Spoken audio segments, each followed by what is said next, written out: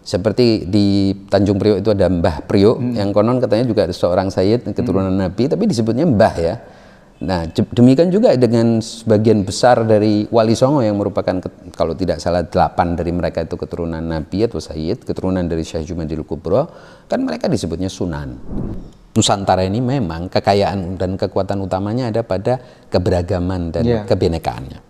Dan dalam kebinekaan itu, dalam kebinekaan Nusantara, para sayyid itu telah menjadi bagian integral sejak beratus-ratus bahkan 1000 tahun lebih.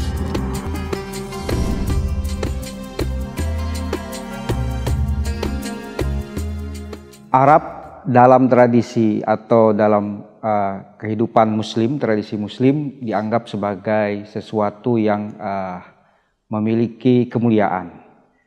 Lebih dari itu, Habib memiliki kemuliaan yang lebih dari sisi Arab dalam tradisi kehidupan Muslim. Nah, tapi buku ini menyatakan bahwa semua itu ilusi. Kita akan membahas apa yang terjadi dengan ilusi tersebut dan apa yang diungkapkan oleh buku ini dalam Into the Light. Baik para pemirsa, kita kembali ke dalam podcast Into the Light bersama saya Irma Abdurrahman dan penulis buku Identitas Arab Itu Ilusi, Habib Musa Kazim. Assalamualaikum, Bib. Salam warahmatullahi wabarakatuh. Buku ini berjudul Identitas Arab Itu Ilusi. Ilusi kita tahu adalah sesuatu yang tidak nyata, sesuatu yang dibayangkan tapi tidak pernah ada, tidak pernah dimiliki. Nah, Habib Musa sebagai seorang Habib dan juga keturunan Arab, kok mau-maunya nulis buku yang tanda kutip cukup provokatif menyerang Arab dan Habib itu sendiri? Ya, pertama buku ini tidak menyerang siapa-siapa. Sebetulnya buku ini berisi bahwa atau ingin mengatakan bahwa identitas itu konstruksi sosial yang tidak jarang dia berasal dari sebuah ilusi, dan juga tidak jarang dia ditanamkan oleh penguasa.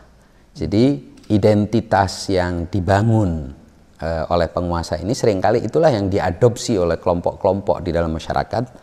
Dalam rangka apa? Dalam rangka kelompok-kelompok itu bisa dikendalikan oleh sang penguasa. Karena sebuah masyarakat yang tanpa identitas atau anonimus itu tidak bisa dikendalikan oleh penguasa.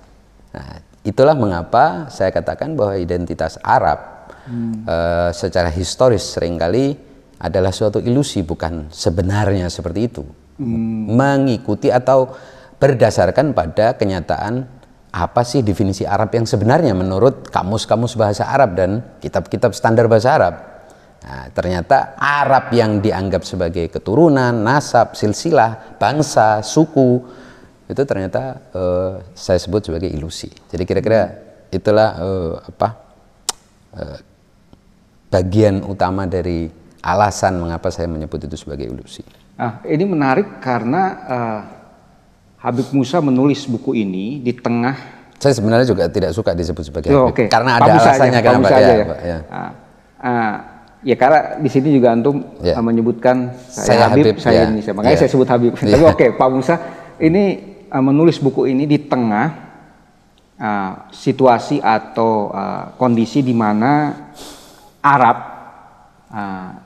di satu sisi dan Habib yang lebih khusus lagi itu mendapatkan status yang makin mulia di tengah masyarakat Muslim. Apa sebenarnya yang menggerakkan Pak Musa untuk menulis buku ini? Ya, jadi pertama saya melihat ada fenomena kearaban atau kearab-araban dan fenomena kehabib-habiban yang bersaling silang ya selama beberapa dekade terakhir ini. Mungkin dimulai dengan fenomena kearab-araban dulu, dan fenomena ini muncul setelah datangnya sejumlah besar alumni dari Timur Tengah, pelajar-pelajar agama dari Timur Tengah ke Indonesia. Nah, lalu mulai dari dekade 2000-an, mulai dari tahun 2000-an, awal milenium itu fenomena kehabiban ini juga ikut menyertai fenomena kearab-araban. Nah, bagi saya dua fenomena ini telah menjadikan Islam itu sebagai sesuatu yang tidak bisa dihayati, melainkan justru Islam itu direifikasi istilahnya. Jadi Islam itu dijadikan sebagai benda dan atribut-atribut luar, tapi sebagai nilai, sebagai akhlak, sebagai suatu penghayatan batin, dia hilang. Nah, akibat ditunggangi oleh fenomena kearab-araban dan kehabib-habiban. Jadi Islam sebagai sebuah nilai, hubungan yang khusus dengan Tuhan, Islam sebagai, kalau istilah yang sering disebut sebagai tasawuf, akhlak, dan sentuhan batin itu hilang. Tapi Islam itu ditonjolkan sebagai kehabiban dan kearaban. Jadi dibendakan, direifikasi, itu istilahnya, dikeluarkan dari sesuatu yang abstrak menjadi atribut-atribut luar. Dan ini fenomena berbahaya karena akibatnya orang siapapun itu yang mungkin tidak menghayati agama, tidak menjalankan agama dengan sungguh-sungguh dan tidak pernah percaya dengan akhlak dan nilai yang sebenarnya, ya bisa sewaktu-waktu jadi habib, sewaktu-waktu menggunakan agama ini. Karena apa? Ya mudah, kan tinggal dipasangin, tinggal berbaju, berjubah, siapapun tuh bisa menunggangi ya Islam. Nah, memang akhirnya kita melihat fenomena seperti itu, eksploitasi politisi, eksploitasi kaum oportunis terhadap kearaban dan kehabiban yang sudah diidentikan dengan Islam, dan penggunaannya dalam politik praktis. Padahal Pak Irman, minimal dari sudut pandang historis di Indonesia, Habib, meskipun istilah Habib ini kurang tepat, jadi saya di dalam buku ini membagi begini. Pertama, keturunan Nabi. Jadi keturunan kan Sayyid, Alawiyin maupun Habib ini semuanya adalah nama lain dari keturunan Nabi dengan fitur spesifik ya, atau dengan maksud tertentu. Yang paling umum itu sebutan Sayyid. Ya, Sayyid itu mencakup di dalamnya Alawiyin, Habib dan selainnya. Tidak ada selainnya ya. Hasani, Husaini umumnya disebut Sayyid. Nah, di Indonesia Sayyid ini telah datang sejak awal-awal abad pertama Hijriah. Mereka sudah ada di Nusantara ini. Bahkan menurut sejumlah peneliti yang saya sebutkan di buku ini, mereka sudah berinteraksi dengan masyarakat Nusantara. Nah, kita melihat bahwa para Sayyid itu dari mulai yang paling awal, yang dari awal-awal abad pertama Hijriah itu hingga era kolonial, itu mereka punya hubungan yang sangat harmonis dengan masyarakat Nusantara secara keseluruhan. Karena apa? Karena dakwahnya itu dakwah damai, dakwah yang muatan utamanya adalah akhlak, tasawuf, dan mistisisme, dan tidak pernah ikut serta di dalam pergolakan politik atau perebutan politik, gitu ya, perebutan kekuasaan. Kalaupun mereka menjadi pemimpin dan sultan ataupun jadi mufti atau pejabat dalam berbagai kerajaan di Nusantara ketika itu, atau bahkan jadi rajanya itu sendiri, itu melalui jalan yang damai, entah melalui pernikahan dengan keluarga di Nusantara atau dengan relasi kekerabatan, atau melalui keilmuan mereka, karena mereka diminta oleh kerajaan tertentu untuk melegitimasi kerajaan itu, jadi karena ilmunya atau karena keluhuran nasabnya ya, dan seterusnya. Tapi tidak pernah melakukan mobilisasi, melakukan propaganda, gerakan politik untuk merebut kekuasaan. Ini sejarah dari mulai awal-awal abad pertama Hijriah, artinya kita bicara di tahun 850 Masehi ya, sampai 1800-an. Artinya tradisi Habib itu atau Bani Alawi ini tidak pernah bersentuhan dengan politik praktis. Dengan sentuhan, ya betul. Tadi saya mau jelasin sedikit. Jadi ada Sayyid, itu Sayyid. Ada Bani Alawi atau Alawiyin ya. Ini Alawiyin ini kan yang digelari Habib itu sebenarnya Alawiyin. Karena sebelumnya itu tidak bergelar Habib.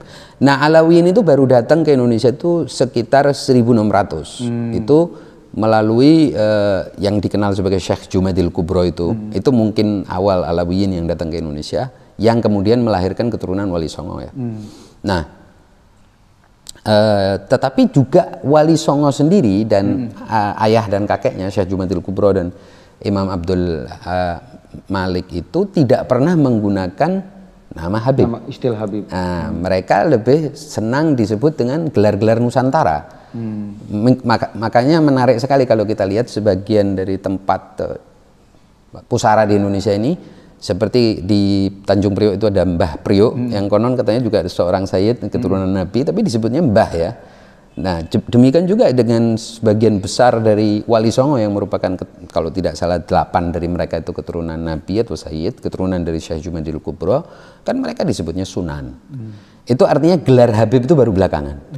Nah, ini di buku ini dijelaskan mulai kapan gelar Habib itu dipakai dan bagaimana gelar ini kemudian beririsan dengan kepentingan politik kolonial di Nusantara yang akhirnya menyebabkan apa yang kita lihat hari ini, yaitu terpisahnya atau segregasi sayyid yang sudah turun-temurun di Indonesia dari masyarakat pribumi pada umumnya. Segregasi ini memang politik kolonial.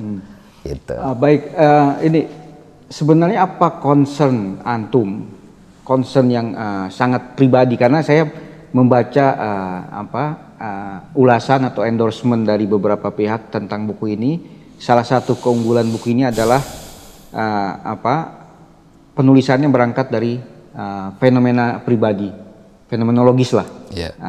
Mungkin concern Pak Musa ini apa secara pribadi sehingga tergerak untuk menulis? Tadi concern secara sosial sudah disampaikan, tapi secara pribadi apa? Mungkin ada pengalaman-pengalaman khusus? Ya, saya sebagai seorang Alawiyin ya, yang lahir dalam lingkungan itu merasakan betul bahwa kita ini terjebak dalam sebuah politik yang salah, yang sebetulnya itu terjadi dimulai tahun 1800-an atau awal abad 19 atau sampai abad 20, yang memisahkan diri dari kebanyakan ya, dan kemudian berbangga dengan atribut-atribut khas kita, eksklusif milik kita, yang sesungguhnya itu saya istilahkan sebagai kita ini jadi dari sebuah hutan yang sangat luas, kita nggak suka di hutan, oke, kita masuk kandang, kan gitu. Tapi kita di dalam kandang senang. Ini kan sebetulnya justru aneh ya. Jadi kandangnya memang dikasih makanan, dikasih ini mungkin ya. Tapi akhirnya kandang itu yang menghambat kita, mengurung kita, memisahkan kita dari kebanyakan. Tapi kita bangga. Dah, ini buat saya mengakibatkan saya ini sebagai orang yang keturunan Alawiyin ini merasa betul-betul tidak bisa sepenuhnya jadi Indonesia. Mau kembali ke Yaman juga nggak mungkin, di sana juga dianggap Jawi, orang Jawa, lo bisa apa sih ngomong logat lo juga beda.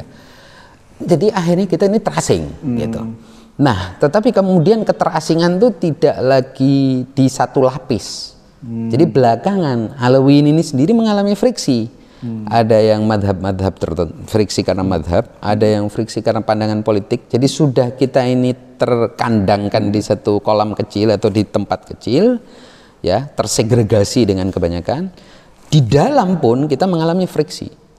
Nah, saya berharap, concern pribadi saya, buku ini bisa mencetuskan suatu perubahan lah, bahwa pertama kita harus percaya bahwa kita ini dikandangin oleh suatu politik yang kolonial, yang buruk, yang keji, rasis, dan bertujuan waktu itu untuk menaklukkan Nusantara. Yang kedua, ketika kita di kandang kecil, otomatis kita akan bikin friksi-friksi kita di dalam kandang itu, dan akibatnya kita makin terasing. Bahkan dalam keterasingan dari selain Alawiyin, di dalam Alawiyin sudah ada keterasingan, dan itu yang tidak mau saya alami. Minimal anak saya ya dan sebaya mereka itu jangan lagi mengalami hal seperti itu.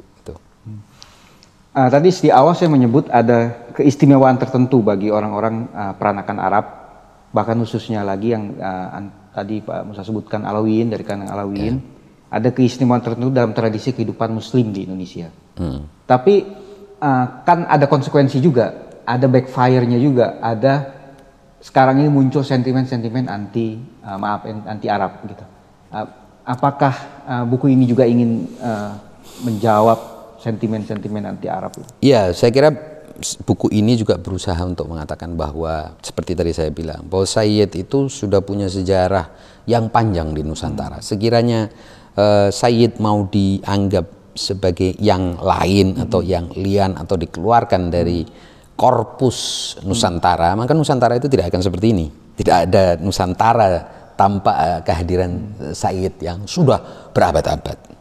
Jadi kita ingin mengatakan kepada pihak yang selama ini mengungkapkan sentimen-sentimen rasis terhadap para Sayyid, ya tidak bisa juga. Anda kan harus mengakui bahwa Nusantara ini memang kekayaan dan kekuatan utamanya ada pada keberagaman dan kebinekaannya. Dan dalam kebinekaan itu, dalam kebinekaan Nusantara, para Sayyid itu telah menjadi bagian integral sejak beratus-ratus bahkan 1000 tahun lebih ya.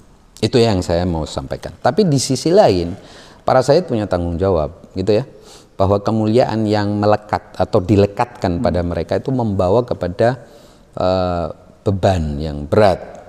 Oleh sebab itu, jangan mudah-mudah membelanjakan kartu ini untuk hal-hal yang remeh-temeh, sepele dan kepentingan jangka pendek, khususnya ketika itu adalah politik praktis atau politik elektoral, karena itu akan backfire kepada kemuliaan atau kehormatan pasport atau super pasport ini. Nah, karena kita tidak bisa menggunakan super pasport itu kecuali untuk kepentingan yang lebih besar, untuk maslahat yang umum ya. Nah, tetapi kan kecenderungan belakangan ini untuk masalah politik elektoral, politik praktis yang sifatnya sangat sesaat dipakai juga bahkan untuk kepentingan yang lebih kecil lagi.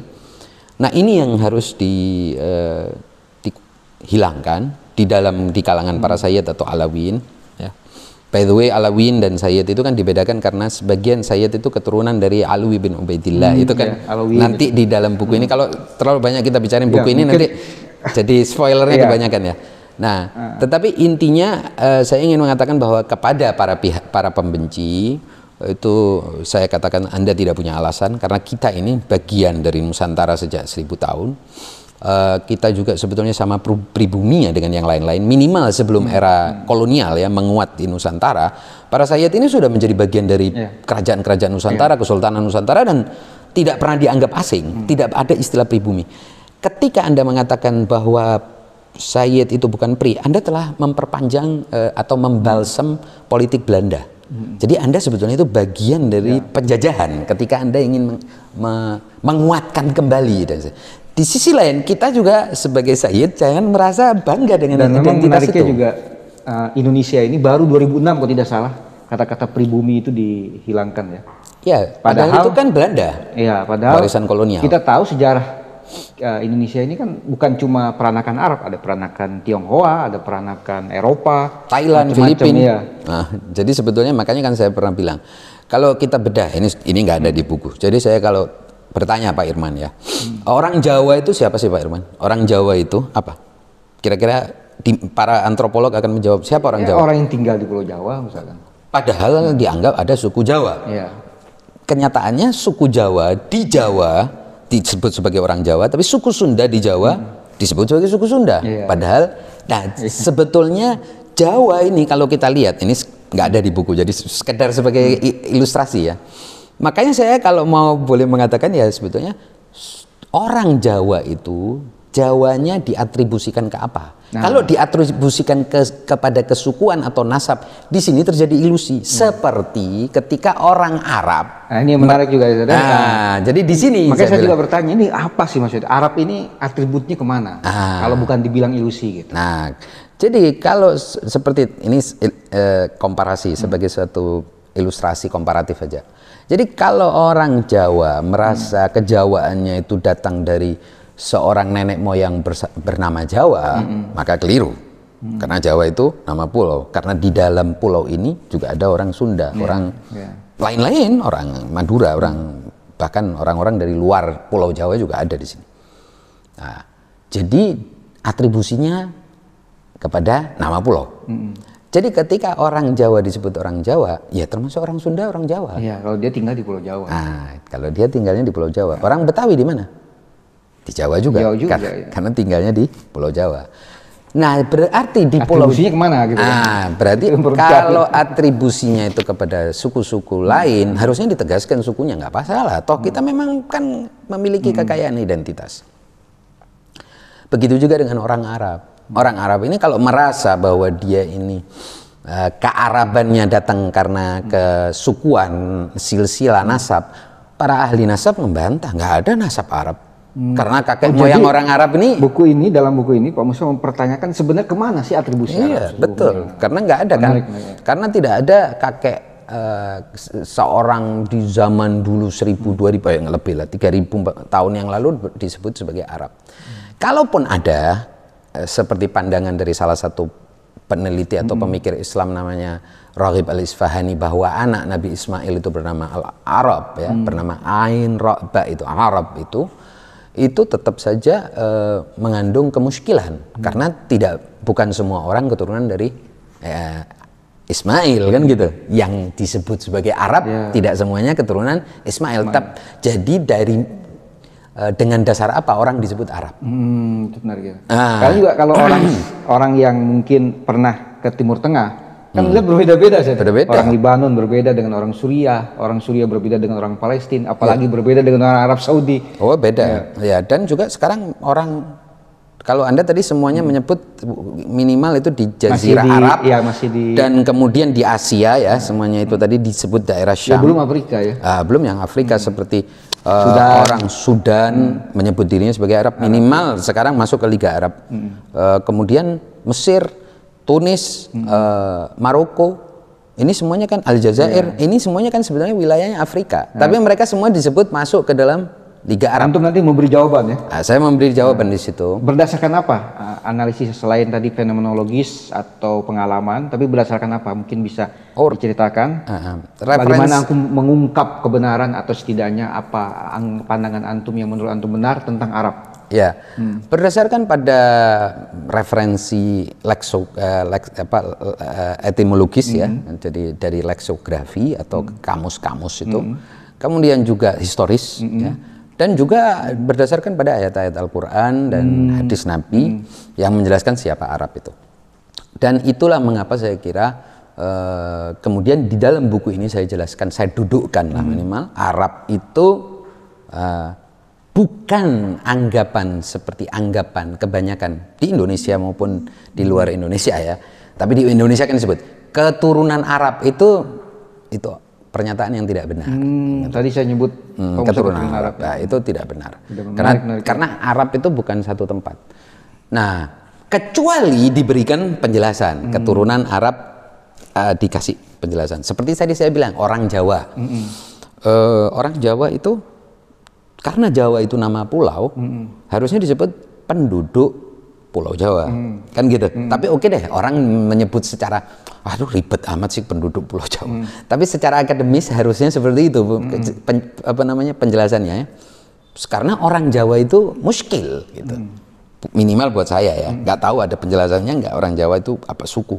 Karena ternyata pulau ini namanya Jawa. Ya saya di Jawa juga, berarti orang Jawa sih kan. Anda orang Jawa, tapi padahal Anda orang Sunda kan. Nah, jadi dan ajaib sebenarnya Nusantara ini suatu tapestri, suatu wilayah yang luar biasa unik menurut saya. Karena memang muncul kemudian hibrida itu. Jadi banyak etnisitas hibrid ya, seperti Melayu. Melayu itu unik karena apa? Macam-macam suku ada di dalamnya, ya. Kemudian dia juga di berbagai wilayah, ada di Sumatera dan ada di Kalimantan, dan juga ada di selain dua tempat ini. Artinya di Nusantara ini tercipta sejak era yang lama dulu suatu percampuran yang ajaib, unik, ya, yang khas Nusantara. Nah sebetulnya Sayyid itu dulu seperti itu sebelum era politik segregasi kolonial. Mereka tuh sudah masuk ke dalam Nusantara. Di era kolonial kan dipisah-pisah ya. Datanglah era kolonial melakukan timur asing. Ya. Penggolongan itu stratifikasi. Jadi di satu sisi pribumi itu dipisahkan dari golongan yang tengah. Jadi kan Arab ini termasuk golongan tengah. Arab, India, Cina, Tionghoa ya. Ini golongan tengah kan. Jadi golongan bawah ini dipisahkan dari golongan tengah, lalu golongan Eropa atau penjajah kolonial di atas. Termasuk Jepang juga di atas ya. Atau di tengah-tengah antara yang pertama dan kedua lah. Pokoknya yang jelas pribumi ini digeser ke bawah.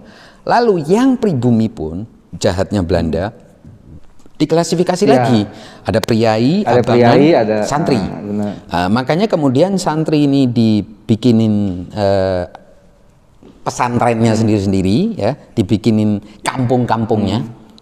Kalau di daerah-daerah tertentu itu disebut kauman, artinya orang-orang yang beriman, orang-orang yang religius, ya, ini kampungnya sendiri.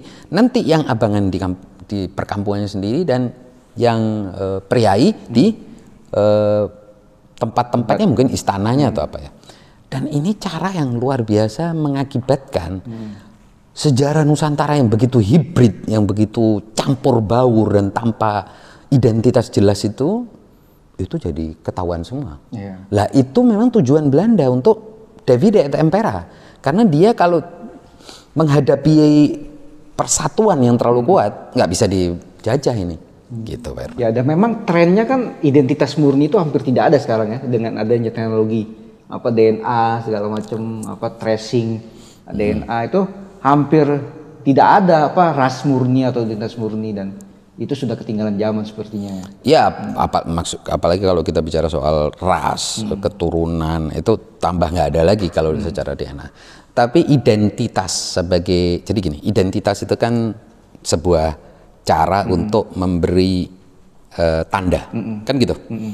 Siapa yang mau menandai ini? Ada orang sendiri memberikan tanda pada dirinya sendiri, ada penguasa mengidentifikasi. Jangan salah. Demi kepentingan mempertahankan kekuasaan. Iya, demi memisahkan.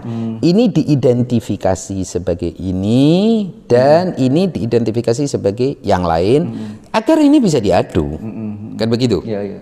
Jadi ada identitas yang diberikan oleh penguasa atau rezim kekuasaan, ada identitas yang saya pasang sendiri. Nah gitu. Ya. Kalau identitas yang saya pasang sendiri biasanya unik, Pak Irman, privat. Iya. itu beda dengan identitas yang dipasangkan oleh kekuasaan. Kalau identitas yang dipasangkan oleh kekuasaan memang kuat sekali. Dan dalam sejarah Islam itu dimulai dari Bani Umayyah.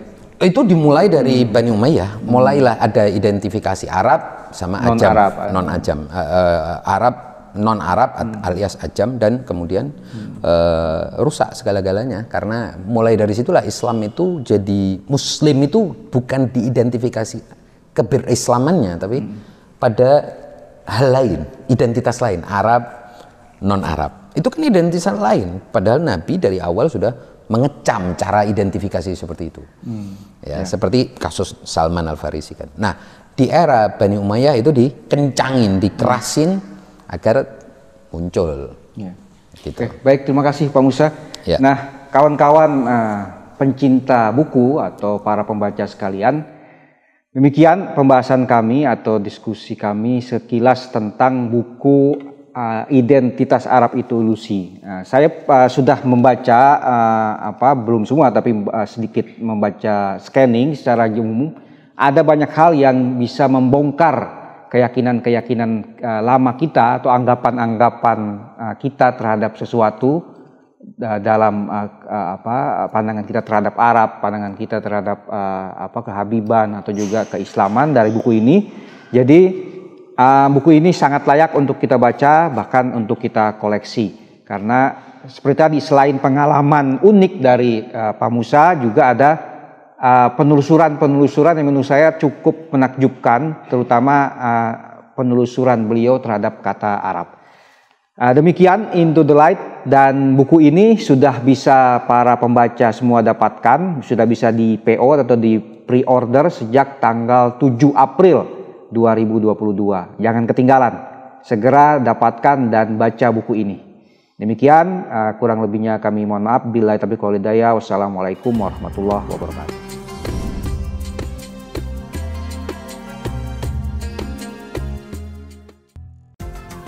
Terima kasih udah nonton video ini. Jangan lupa share, subscribe channel Mizan Network, dan tonton video lainnya.